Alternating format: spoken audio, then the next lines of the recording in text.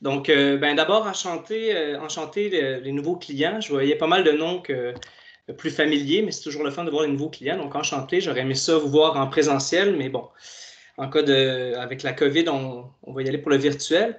Donc là, moi, je vais vous montrer le portail talent, puis je vais vous montrer les deux côtés de la médaille. Donc, tant votre côté à vous, donc le côté employeur, que le côté candidat. Comme ça, vous allez avoir une meilleure compréhension de ce que les candidats voient quand ils font leur candidature. Je vais essayer de ne pas trop vous barouetter à gauche et à droite pour vous donner le tournis, là, mais donc le premier volet, je vais vous montrer les offres d'emploi. Après ça, je vais aller du côté des candidats pour comment ils posent leur candidature. Puis finalement, je vais revenir au côté employeur pour le traitement des candidatures et les convocations d'entrevue. Donc, sans plus tarder, je vais aller au côté des offres d'emploi. Donc, ça, c'est votre tableau de bord quand vous vous connectez sur votre compte employeur.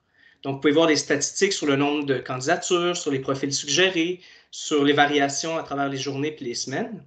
Mais là où je vais vous amener, c'est dans le menu Hamburger à gauche. Donc, vous voyez, quand vous cliquez sur les trois lignes, vous voyez les différents modules. Le deuxième, c'est celui de mes offres affichées et les candidats.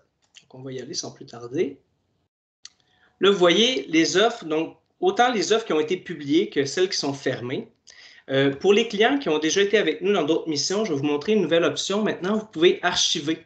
Donc, il y a le bouton archiver pour tasser les anciennes offres d'emploi pour pas que ça soit dans vos jambes durant la mission. Donc, trois petits points, archiver. Vous pouvez créer des nouvelles offres avec le bouton ici en haut à droite. Puis, on va rentrer dans une offre que j'ai déjà créée pour vous montrer les bonnes pratiques lorsque vous créez une offre d'emploi. Donc, en théorie, si vous êtes des bons élèves, vous avez toutes fait vos offres d'emploi cette semaine, puisque c'est le lundi prochain qu'on qu'on ouvre les valves pour les candidatures. Donc, mais juste pour être certain, je vais refaire un tour d'une offre d'emploi puis vous dire les éléments qui sont super importants puis qui vont vous donner un bon coup de pouce quand ça va être le temps de traiter les candidatures. Donc, d'abord, bon, il y a le lieu physique de l'offre d'emploi. Par la suite, il y a les secteurs d'activité. Donc, ça, c'est important. Si, par exemple, vous êtes une entreprise dans la construction, mais vous cherchez un poste en TI, bien, je vous suggère de mettre les deux secteurs. Donc, les technologies de l'information toujours en premier, parce que c'est les profils que vous allez chercher. Mais si vous œuvrez dans un secteur en particulier, mettez-le parce que quand les candidats vont chercher des offres d'emploi, si par exemple, lui, il est habitué, il habite à Toulouse, puis il a toujours été développeur dans l'aérospatiale, bien, il va peut-être cliquer sur le secteur de l'aérospatiale pour sa première recherche d'offres d'emploi. Donc, c'est toujours bien de mettre votre secteur principal. Je suggère fortement les TI dans le cadre de cette mission-là. Puis, secteur secondaire, en mettre un si ça s'applique à votre cas, bien entendu. Par la suite, pour la question des langues, donc, il y a certaines entreprises c'est super important que le candidat soit que francophone. Donc, dans ce cas-là, mettez français seulement. Mais si vous êtes ouvert à avoir des candidatures anglophones ou des allophones, par exemple, qui parlent anglais puis qui sont ouverts à en prendre le français, vous pouvez mettre l'offre bilingue ici ou l'offre en anglais seulement si vous cherchez un profil anglophone. Quand vous choisissez l'option bilingue, vous devez toujours remplir les champs en français puis en anglais. Donc ici, le nom, c'est Test JQTech, juste pour la rencontre d'aujourd'hui. Par la suite, ça ici, j'ai sûrement tanné certains clients cette semaine avec cette section-là, la section des compétences. C'est super, super, super important de mettre des mots-clés, donc de ne pas mettre de phrases, puisque ce module-là sert à nourrir l'algorithme, puis c'est de l'analyse sémantique. Donc, si vous mettez une longue phrase, il va falloir que le candidat ait la phrase exacte pour avoir des points dans l'algorithme.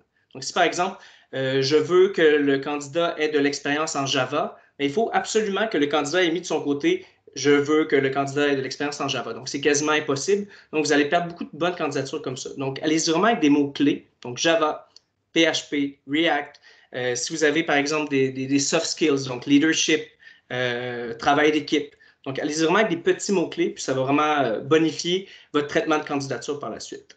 Les années d'expérience aussi, c'est important. Donc, si vous cherchez quelqu'un qui a, je sais pas, 5 à 10 ans, par exemple, 5 à 10 ans ou 10 ans et plus d'expérience en Java, bien, l'algorithme va venir donner plus de points à quelqu'un qui a mis ce terme-là avec les années d'expérience. Donc, c'est important ici. Mais si vous êtes sévère, vous allez avoir moins de bonnes candidatures. Donc, gardez ça, essayez d'avoir une balance dans tout ça.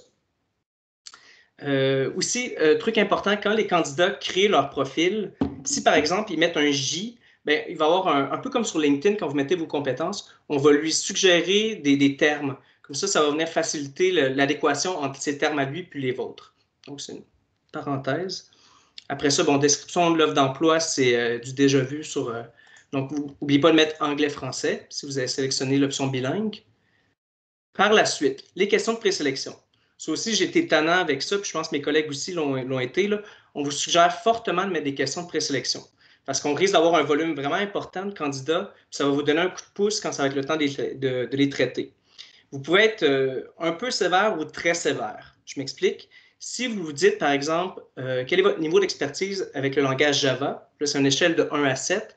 Si vous mettez, je veux voir absolument les candidats qui ont un minimum de 3 et plus, mais ça va faire que les gens qui ont mis 1 et 2, vous n'allez même pas les voir dans votre liste de candidatures. Donc, c'est à garder en tête. Ou vous pouvez mettre, je veux voir tous les candidats, peu importe leur réponse. Vous avez deux types de questions. Soit les oui et non, soit les échelles de 1 à 7. Donc, gardez ça en tête. Une des questions qui revient souvent, particulièrement pour des entreprises sur l'île de Montréal, c'est êtes-vous à l'aise à travailler dans un environnement bilingue, par exemple? Puis là, le candidat va mettre oui ou non. Donc, ça peut être une question pertinente. Puis, dernier élément, c'est super, super important de lier votre offre d'emploi à l'événement Journée Québec Tech. Ça va vous permettre que votre offre soit dans la page vitrine de l'événement.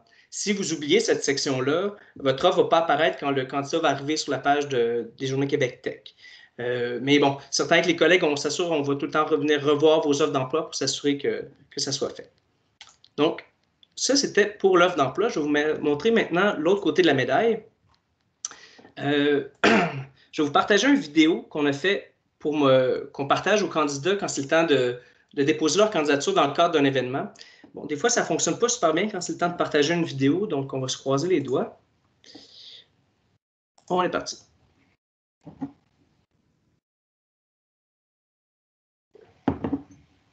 C'est bon, Charles, ça marche bien. Ça roule bien, OK. Merci, oui. Cyrielle. Donc là, on a pris l'exemple du Journée Québec Monde, qui est notre dernier événement qu'on a fait en avril. Donc, comme je vous disais tout à l'heure, je vais arrêter la vidéo ici. Hop là. Les secteurs d'activité. Donc, vous voyez en haut, dans le fond, les candidats peuvent trier les offres d'emploi. Déjà, là, on a plus de 150 offres d'emploi qui ont été rentrées depuis le début de la semaine. Donc, on a pas mal d'offres d'emploi sur la page vitrine. Donc, les candidats vont pouvoir trier par secteur d'activité, mais ils vont aussi pouvoir trier par mots-clés. Donc, par exemple, le plus facile, c'est des langages de programmation. Mais si, par exemple, lui, c'est un recruteur TI, bien, il peut marquer recruteur TI. Puis toutes les offres d'emploi, non seulement qui ont ces termes-là dans le titre, mais dans le corps de l'offre d'emploi, ça va aussi apparaître. Donc, c'est important de mettre beaucoup de contenu dans votre offre parce que ça va vous donner plus de chances d'être visible quand ils vont mettre des mots-clés ici. Donc, je vais poursuivre la vidéo. Donc là, comme vous voyez, le candidat va voir la description de l'offre, les compétences requises, il va pouvoir postuler. Puis là, c'est important, ici, je vais arrêter la vidéo encore, on demande toujours que le candidat ait complété son profil avant de postuler. Puis par compléter, donc c'est mettre les compétences, mettre son CV, donc super important, mettre par exemple son lien LinkedIn, ou de quelle ville il provient, son statut d'immigration, bref, le donner le plus de viande possible pour vous quand ça va être le temps de traiter les candidatures. Donc, vous n'allez pas recevoir de candidature incomplète en théorie parce que c'est un prérequis pour postuler.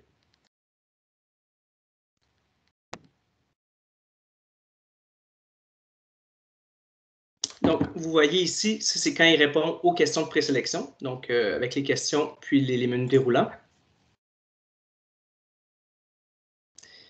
Donc, on l'avertit qu'une fois qu'il a répondu aux questions, il ne peut plus revenir en arrière. Donc, c'est important de qu'il prenne son temps avant d'y répondre. Ceci, c'est le module de disponibilité. Donc, quand il va appliquer à une offre dans le cadre des JQTech, donc des Journées Québec Tech, on va lui demander de mettre ses disponibilités pour les entrevues.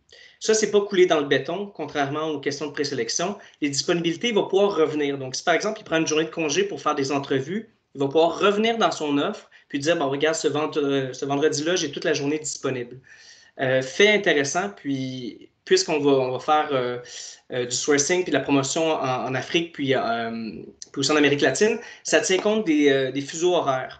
Donc, c'est selon l'adresse IP de l'utilisateur, tant pour vous, le recruteur, que pour le candidat. Donc, vous n'allez pas avoir besoin d'écrire au candidat pour dire « Hey, c'est plus 5, moins 4, nanana. » Lui, quand il va recevoir ses convocations, puis vous, quand vous allez le convoquer, ça va toujours être l'heure qui est affichée à votre ordinateur. Donc, il n'y a pas trop de calcul à faire en termes de fuseau horaire. Poursuivons. Donc là, il peut sélectionner ses journées, mettre les disponibilités. Là, ici, vous voyez, c'est des créneaux de 1 demi-heure pour cette mission-là. Pour les journées Québec Tech, donc celle de juin, on a mis des créneaux horaires de 1 heure. Donc, c'est ce que les recruteurs nous ont demandé là, en grand nombre. Donc, on a adapté un peu là, pour cette mission-là. Donc, ça, c'était pour déposer une candidature. J'ai ouvert un compte test pour vous montrer un peu de quoi ça a l'air. Donc, comme vous l'avez vu dans la vidéo, j'ai pris le profil de ma collègue Cyrielle, qui est une développeuse Rockstar en PHP, si je ne me trompe pas, ouais, développeur PHP. Donc là, elle doit mettre ses compétences, elle met la ville où elle habite, puis le pays, puis son statut d'immigration. Je vais vous montrer les choix qu'elle a quand elle crée son profil. Laissez-moi... Donc, voici les 3 choix pour l'aspect d'immigration. Soit j'explore les différentes options en fonction de ma situation. Donc, ça, c'est la réponse la plus large. Donc, bref, que tes démarches ne sont pas très avancées. Soit j'ai en ma possession un permis de travail valide. Donc, c'est par exemple si ton conjoint a eu un permis de travail fermé, puis toi, tu as un permis de travail ouvert, tu peux mettre ce statut-là. Puis, j'ai déposé ma demande de résidence permanente. Donc, ça, c'est les 3 options qui s'offrent au candidat quand il crée son profil. Puis après ça, il peut mettre donc, son portfolio. Donc, si par exemple, il y a un lien GitHub ou un portfolio parce que c'est un développeur dans les jeux vidéo ou un artiste, il peut mettre son portfolio. Bien entendu, son profil LinkedIn. Puis, un aspect qui est nouveau, donc pour les clients qui ont déjà fait des missions avec nous, on n'avait pas ça avant, mais on l'a ajusté, les niveaux de langue. Donc, c'est super important. Quand le candidat crée son compte, il doit mettre son niveau de langue en français, puis en anglais. Donc, quand vous allez traiter vos candidatures, vous allez voir rapidement c'est quoi le niveau. On a pris le cadre européen, donc c'est de A1 à C2, puis langue maternelle, bien entendu. Donc, vous allez voir en un coup d'œil le niveau de langue en français et en anglais. Donc, ça va faciliter votre tri de candidature. Puis, finalement, les compétences. Donc, un peu comme vous avez vu dans l'offre d'emploi, mais du côté du candidat. Donc, c'est pas mal ça. J'ai-tu oublié des trucs? Dernier élément, on oblige le candidat à mettre son CV en PDF. Donc, vous allez voir pourquoi, quand vous allez traiter les candidatures, vous allez pouvoir le télécharger, mais aussi avoir un aperçu pour voir rapidement son CV. Donc, allons maintenant de l'autre côté. Revenons au côté employeur. Donc, dans le menu, vous avez le module d'offres d'emploi, donc celui que j'ai montré tout à l'heure pour mettre les offres. Puis, tout à l'heure, avec le profil de Cyrielle, j'ai candidaté à l'offre d'emploi JQTech. Bon, c'est un peu arrangé par le gars des vues. J'ai mis que c'était un développeur PHP, puis c'est un poste de développeur PHP. Donc, avec l'algorithme, elle a un super de bon score de pertinence, donc 98%. La raison, c'est parce que ses compétences sont les mêmes que j'ai mis dans l'offre d'emploi. J'ai mis le même nombre d'années d'expérience ou presque. Puis, elle a répondu qu'elle a déjà travaillé dans un environnement bilingue, puis qu'elle avait 6 sur 7 sur expertise en Java. Donc, ça, c'est les 2 questions de présélection que vous pouvez voir ici. Donc, c'est ce qui explique pourquoi elle a un si bon score de pertinence. Mais si, par exemple, elle avait mis qu'elle n'a jamais travaillé dans un environnement bilingue, puis elle n'avait pas, par exemple, de PHP, bien, son score aurait été plus bas, peut-être 80, peut-être 75, tout dépendant. Donc, quand vous traitez vos candidatures, vous pouvez les trier par score ou par date de réception. Donc, c'est vraiment selon ce que vous préférez. Vous pouvez télécharger les CV. Donc, si par exemple, vous voulez faire une batch puis les imprimer, vous pouvez les sélectionner, puis faire télécharger les CV. Puis ça va vous faire, dans le fond, quand vous avez plusieurs CV, ça va faire un dossier zip, puis vous allez pouvoir tous les imprimer, puis après ça, les faire à la mitaine si vous êtes à la vieille école. Vous pouvez aussi faire un fichier Excel, donc un fichier CSV, où vous allez avoir toutes les informations des candidats que vous sélectionnez, donc les noms, le poste pour lequel ils ont postulé, leur score de pertinence, leur niveau de langue, dans un fichier Excel. Donc, ça peut être bien aussi si vous êtes plusieurs recruteurs dans votre entreprise à traiter les candidatures, vous pouvez vous faire un fichier Excel puis partager vos commentaires là-dedans. Donc, ça peut être une bonne pratique. Puis, ce que je vous conseille aussi de faire, si vous avez déjà fait plusieurs missions avec nous, ou même si c'est votre première mission, c'est à chaque fois que vous traitez vos candidatures, de vous assurer de filtrer par mission, puis sélectionner Journée Québec Tech. La raison pourquoi on vous suggère de faire ça, c'est quand vous triez par mission, vous allez voir seulement les candidats qui ont appliqué dans le cadre de cette mission-là. donc qui ont mis des disponibilités pour des entrevues. Puisque votre offre d'emploi va être sur le portail, elle va être aussi dans le module emploi, donc le module un peu plus large du portail. Donc, vous risquez d'avoir des candidatures spontanées qui ne sont pas nécessairement liées à l'événement. Donc, ces gens-là n'ont pas mis leur disponibilité. Par contre, dès que vous faites Journée Québec Tech dans le tri en haut, ça va être seulement des candidats qui ont appliqué dans le cadre de l'événement, donc qui ont mis leur disponibilité. Je vais vous montrer maintenant. Ah non, j'allais. Avant de vous montrer comment la convier, je vais vous montrer comment mettre vos disponibilités à vous en tant que recruteur. Donc, dans l'onglet Mission de recrutement à la gauche, ici, vous pouvez venir mettre les disponibilités des recruteurs en sélectionnant la mission. Donc, dans notre cas, c'est Journée Québec Tech. Configurer les disponibilités. Puis là, vous allez voir tous les recruteurs qui sont liés à votre compte. Puis vous allez pouvoir dire, par exemple, à Retro Franklin, ce recruteur va participer à la mission. Puis vous pouvez mettre vos disponibilités. Un peu comme le candidat tout à l'heure, on a mis ses disponibilités, bien, vous aussi, vous allez pouvoir le faire. Puis comme j'ai dit, c'est des créneaux horaires de 1 heure et non pas de 1 demi-heure. Nous, on l'a mis de 6 heures le matin à 7 heures le soir. C'est parce que, par exemple, si vous avez des candidats africains qui sont à +6, bien, ça se peut que vous allez avoir plus de chances d'avoir des disponibilités qui cadrent avec les leurs si vous mettez des disponibilités le matin. Donc, pas obligé d'être à 6 heures, ça peut être à partir de 8 heures, mais ça vous donne une chance. Donc, vous mettez ça, vous pouvez l'enlever. Puis, un truc aussi, si par exemple, vous ne voulez pas le faire le week-end, donc je ne sais pas trop, ça tombe peut-être le 19, mettons, vous cliquez ici, puis ça désélectionne tous les créneaux d'une journée. Donc, quand vous allez vis-à-vis début et fini à, ça sélectionne tout. Donc, vous pouvez le faire comme ça à la pièce. Aspect important, ne pas oublier de sauvegarder. Sinon, ça peut créer des frustrations. Là. Si vous passez une demi-heure à mettre vos disponibilités, puis vous oubliez de sauvegarder, vous allez peut-être sacrer après nous un peu. Donc, on sauvegarde ici. Une fois que vous avez mis vos disponibilités, vous pouvez maintenant convoquer les candidats. Donc, on va retourner voir la candidature de Cyrielle pour le poste de développeur. Donc, candidature. Donc, là, je suis un recruteur qui écoute les conseils, fait que je vais venir mettre Journée Québec Tech. Et je vois Cyrielle qui a un excellent score. Je vais aller voir son profil. Elle a bien répondu aux questions de présélection, des super de bonnes compétences. Donc là, si je veux voir son CV, ici, il y a le module de prévisualisation. Donc, vous cliquez, puis vous allez voir un aperçu du PDF. Donc là, le CV, c'est un document boboche pour Cyrielle, c'est juste marqué test. Mais si c'est un CV en PDF, vous pourriez le voir ici sans avoir besoin de le télécharger. Donc, ça facilite la tâche, là, puis ça accélère le traitement des candidatures. Puis quand c'est le temps de convier Cyrielle en entrevue, vous allez cliquer sur l'événement, donc Journée Québec Tech. Vous allez sélectionner le recruteur qui va faire l'entrevue. Donc, dans notre cas, c'est Aretha Franklin, c'est elle qu'on a mis les disponibilités. Puis là, par magie, vous allez voir tous les créneaux qui cadrent entre Aretha et Cyrielle.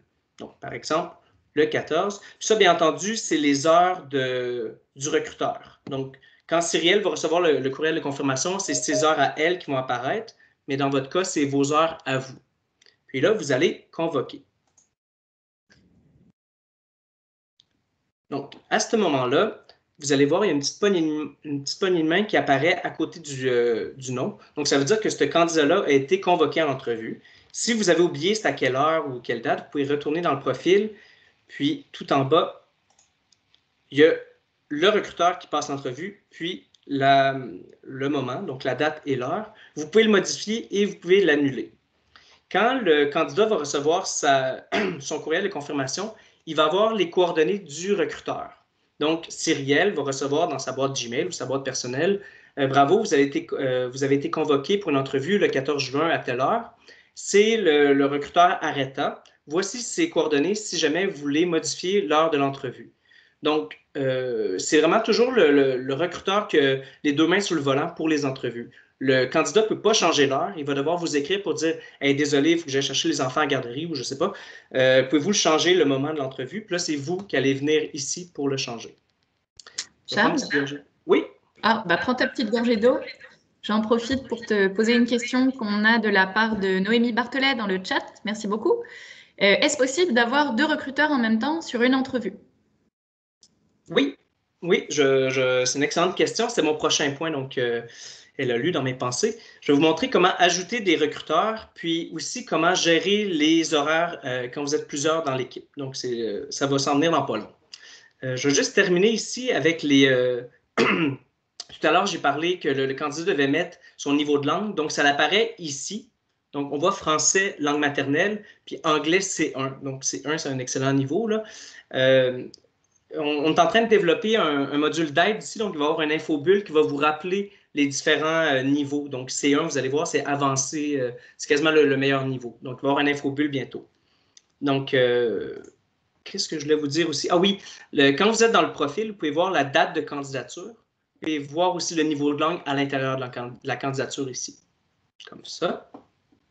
Qu'est-ce que je voulais dire sinon? Si vous n'aimez pas un candidat, vous pouvez le masquer. Comme ça. Puis si vous avez fait une erreur, vous pouvez dire « Ah non, Cyrielle était géniale », vous faites « Afficher les candidats cachés ».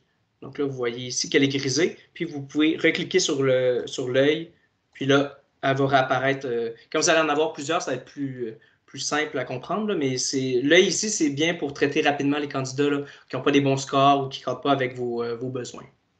Donc maintenant, je vais aller pour répondre à la question de plusieurs recruteurs en même temps. Donc ici, dans mon profil d'entreprise, dans cette section-là, vous pouvez adapter donc, les informations générales de l'entreprise, comme le nom, l'adresse, les secteurs d'activité, votre logo, la présentation de l'entreprise anglais-français. Mais vous pouvez aussi ajouter des recruteurs. Donc là, ça, c'est un aspect super important. Là, si vous avez un surligneur, c'est le temps de l'utiliser. Vous pouvez avoir plusieurs recruteurs pour le traitement des candidatures. Donc, vous pouvez être 15 de votre équipe avec, par exemple, des gestionnaires techniques, des gens au RH. Donc, bref, vous pouvez être plusieurs pour le traitement des candidatures. Il n'y a pas de limite. Par contre, au niveau du nombre d'horaires d'entrevue, vous avez 2 horaires qui sont inclus dans le forfait. Puis à partir de la 3e horaire d'entrevue, c'est 500 $ par horaire supplémentaire. Donc, 2 qui sont inclus dans le forfait. À partir de la 3e, c'est 500 $ par horaire supplémentaire. Donc, si vous ajoutez des gens ici, puis après ça, quand vous allez dans mission de recrutement, c'est ici que vous pouvez mettre les différentes disponibilités et dire c'est quel recruteur qui a des horaires d'entrevue. Qu'est-ce qui est intéressant, c'est les actions sont partagées. Donc, si Areta vient convoquer un candidat, vient cacher, masquer une candidature, toutes les actions qu'elle pose, dans la vue de FIRA, ça va être les mêmes actions. Donc, c'est important de le garder en tête. Donc, si Areta vient mettre des candidats en favoris, quand FIRAS va se connecter, dans le module de favoris, ça va être les mêmes candidats que Areta a mis. Donc, c'est vraiment, toutes les actions sont partagées. Maintenant, pour répondre à la question de l'entrevue, je vous suggère vous pouvez être plusieurs dans une entrevue, mais vous devez gérer des horaires individuels.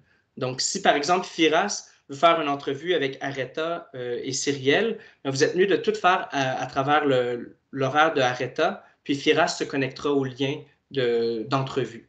Donc, je ne sais pas si je suis clair. Je ne sais pas s'il y a des personnes qui ont des questions. C'est un peu de la gymnastique à faire. Mais gardez en tête, vous avez 2 horaires d'entrevue qui sont inclus. Puis à partir de la 3e, c'est 500 $ supplémentaires par horaire que vous ajoutez. Puis qu'est-ce qui est bien, c'est vous pouvez voir une vue globale des entrevues avec l'option « Générer les horaires ».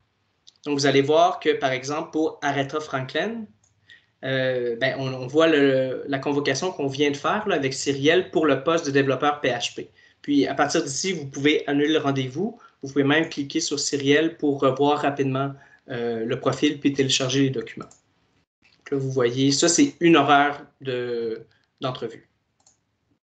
Puis si vous aviez plusieurs recruteurs qui sont inscrits à une mission, vous allez toutes les avoir à travers ce module-là. Donc si FIRAS avait des entrevues aussi, il serait indiqué dans ce module-là.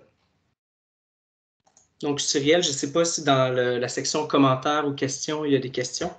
Eh bien, écoute, on a une autre question qui vient de popper, puis Noémie te faisait un pouce en l'air, donc c'était très clair pour la question des entrevues, c'est bon. Alors, on a une question d'Annie. Est-ce possible de clarifier pour le choix de mission, car j'ai de la difficulté à trouver dans ma plateforme? Merci. Oui, donc le choix de mission. Je ne sais pas si, est-ce que c'est le choix de mission pour les lier à l'offre d'emploi ou les choix de mission pour venir mettre ses disponibilités? Je ne sais pas si ça peut l'indiquer dans le chat. Ou Annie, si tu veux te démuter puis prendre la parole pour nous expliquer de vive voix.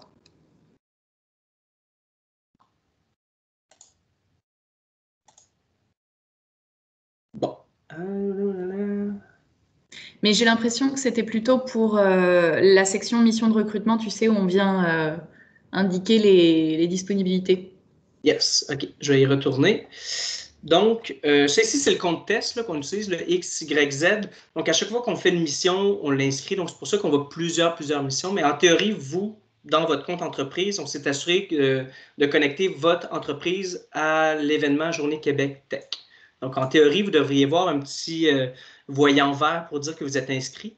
Puis, c'est à ce moment-là que vous pouvez faire configurer vos disponibilités. Ici, oups.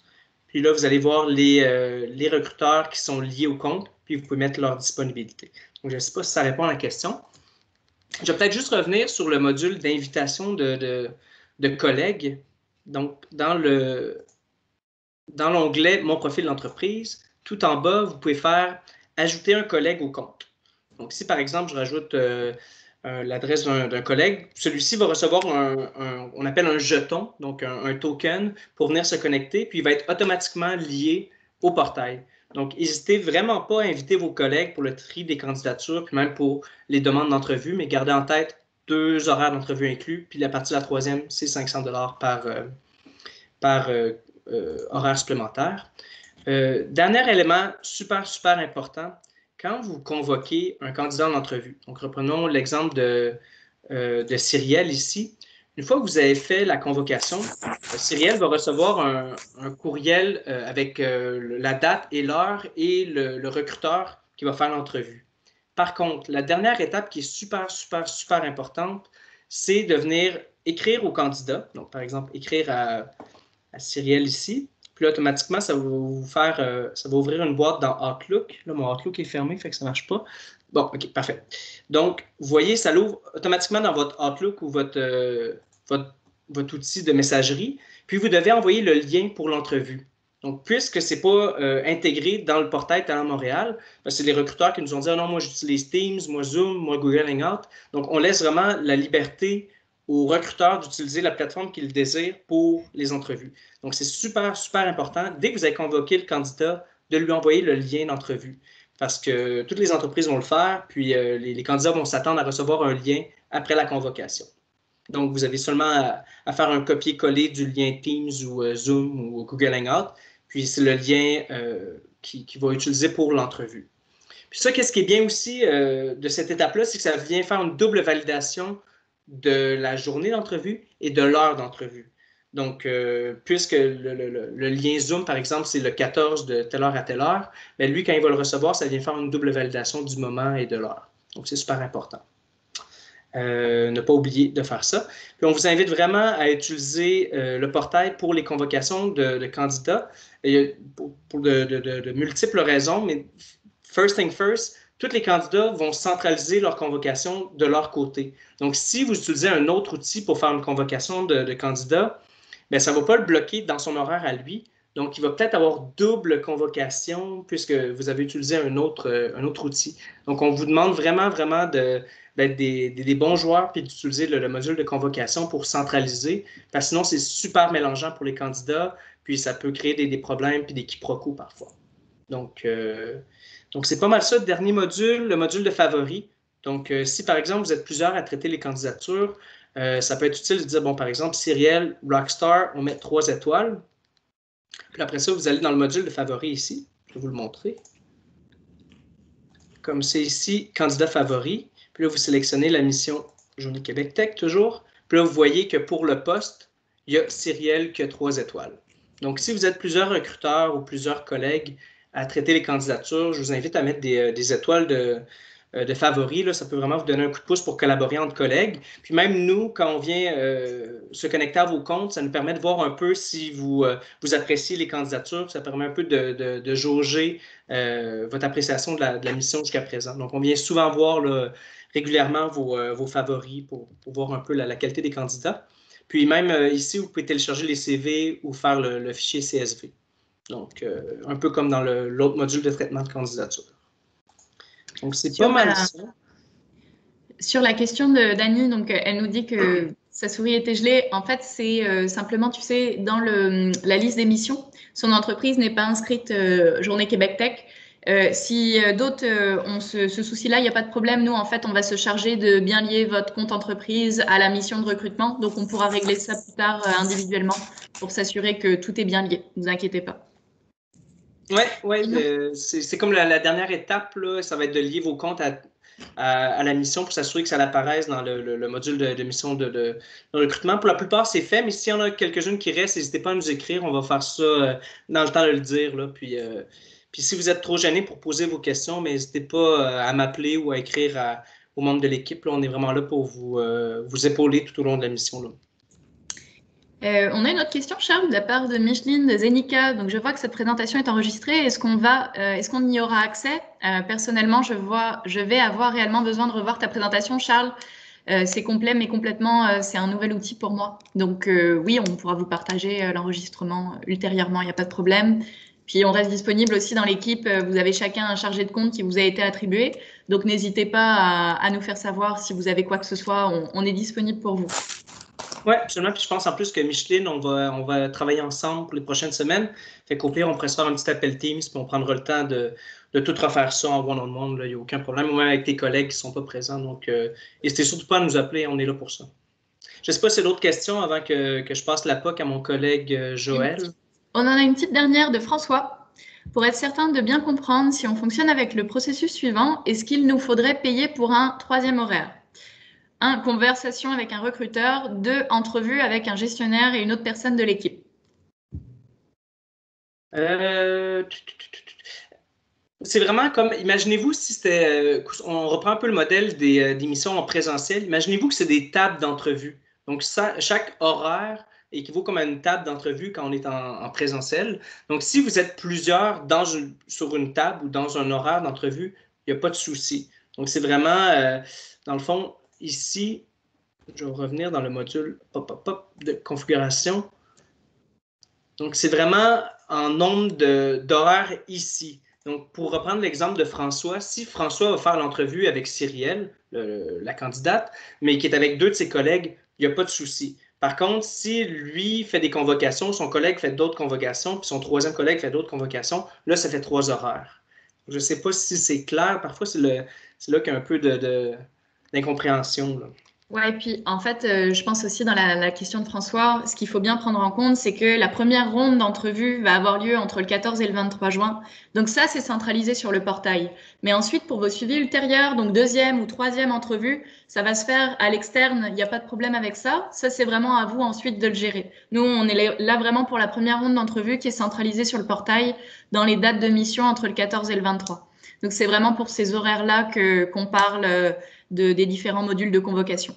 Oui, bon point, Cyrielle. Puis, peut-être que je ne l'ai pas mentionné, mais quand vous vous convoquez, je vais revenir dans la candidature, quand vous convoquez un candidat, vous pouvez seulement sélectionner un recruteur. Donc, qu'est-ce qui est important, c'est si par exemple vous êtes plusieurs personnes à l'entrevue avec le candidat, ce serait peut-être pertinent quand c'est l'étape de lui envoyer le lien Zoom ou Teams, de dire by the way, mes 2 collègues vont être là pour peut-être pas qu'il soit surpris, parce que lui, il va seulement voir un nom dans son courriel de convocation, donc le nom de Aretha Franklin dans cet exemple-là. Donc, vous ne pouvez pas sélectionner plusieurs recruteurs ici. Donc, c'est vraiment comme un agenda de un recruteur, mais c'est quand ça va être l'étape de lui cliquer ici, lui envoyer, lui écrire avec le lien. Là, vous pouvez lui mentionner, hey, by the way, on va être 2 ou 3 à l'entrevue. Oui, et puis Charles, donc on a des beaux commentaires. Merci beaucoup pour les commentaires. Bel outil, belle métaphore, Charles. Merci pour la précision. Je continue avec la question de Marie-Josée. On discute des gens qui appliquent, mais comment traiter les candidatures qui apparaissent comme profil suggéré? C'est vrai. Excellent point, Marie-Josée. Là, c'est moi qui n'ai pas un bon élève, j'ai oublié de le présenter.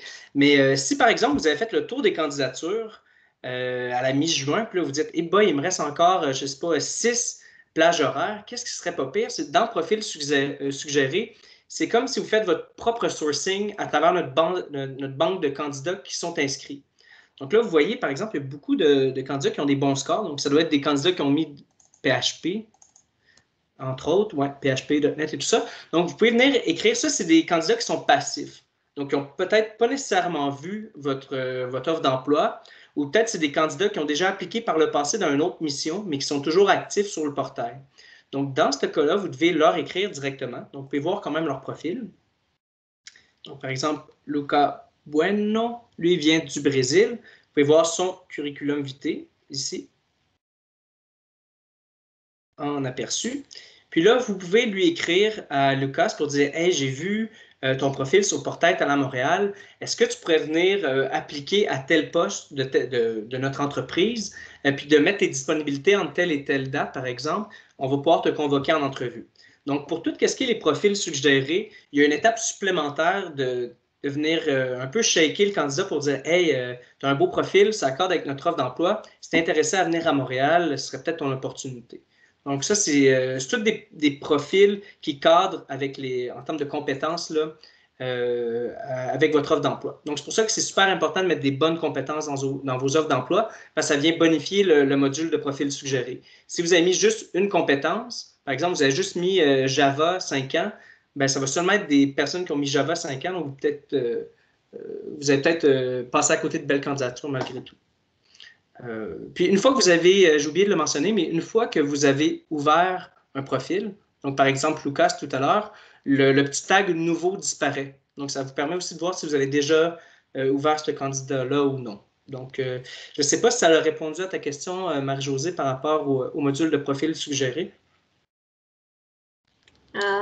Petit pouce en l'air. Yes! Écoute, Charles, merci beaucoup. Tu nous as fait un beau tour de roue. Puis, je vois qu'il n'y a pas d'autres questions pour le moment dans le chat. Puis, comme on mentionnait, de toute façon, si vous avez d'autres points ultérieurement, on reste disponible et vous avez le petit guide aussi qu'on vous a tous remis en PDF, le guide de l'utilisateur. Donc, n'hésitez pas à vous y référer.